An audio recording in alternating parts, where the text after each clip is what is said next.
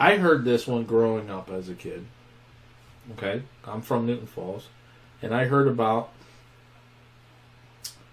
a house, and it was haunted and things like that. And it's actually where it was supposedly where Rite Aid is now. There was a house there, and it fell into disrepair, was tore down, so on and so forth. Okay, well, we were approached to do the murder mystery dinner, which is coming up, and I wanted to base it on local folklore. That was one of the options.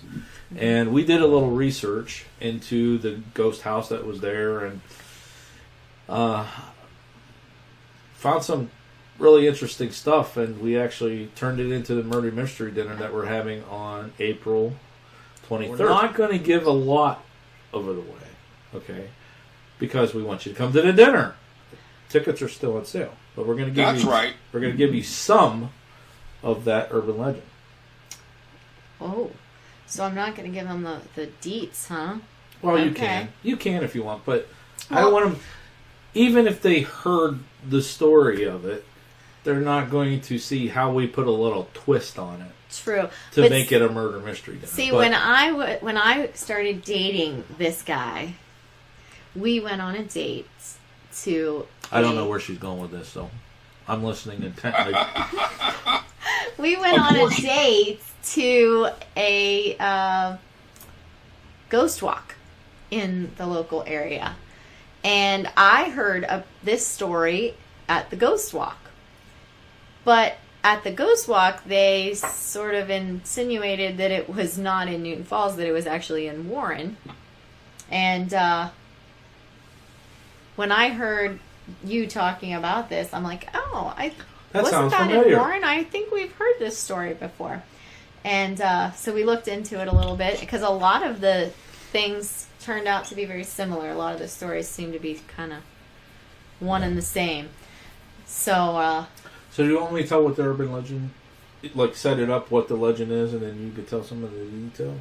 Sure, go ahead. Okay, so the story as a kid passed around town. Even one of the teachers from school mentioned it to me too, so he heard it, and he's not from Newton Falls. That's true. So he heard about it. The way urban legends work, they start out as stories, and they pass around from generation to generation, community to community, and they get built upon and stuff like that. Okay. Mm-hmm.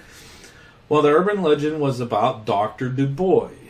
Yes. Dr. Dubois was a doctor who lived in Newton Falls way back in the day, and this guy in the 1800s.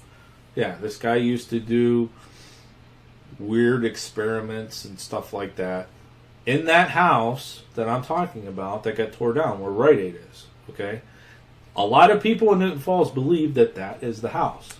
Mm-hmm. Because it was that was a creepy haunted house, but it was a gorgeous house, and nobody took it over to refinish it. Anyways, that's not the house. No, it's not. That is not the house. Why is that not the house? You gonna tell them why? Would you like me to tell them why? You tell them why. All right. So the house that he's talking about, that a lot of people in Newton Falls think is the Dr. Dubois creepy house, is actually, or was actually, because it did get torn down, the Butts house. Mm-hmm. Okay? But it's thought of as being his creepy house because it was his originally. He built it there. To have it built. Right. He commissioned it. He didn't actually get out the hammer and nails. His father, Cornelius Dubois, bought a 50-acre tract of land in the Newton Falls area when some people defaulted on a loan to the Connecticut Land Company. So he got it, and his son was the one, Dr. Henry Dubois, who came to the area and decided, hey, I'm going to have a summer home here, a little cottage. And so he decides that he's going to have this house built for his father to use and for him. And so he builds it, and his dad hates it. He's like, are you kidding me? This is not up to our par, and you must build something much more grandeur, something that really shows off our wealth. So he's like, okay. So he builds a second house. And the second house becomes known as the Dubois Mansion. And everybody actually just calls it the mansion. And this is a graphic of a photo of the mansion. There are a few of them that do exist. This is one of them. Very rare to find a photo of that. Yes, because well, it actually burnt down in 1904.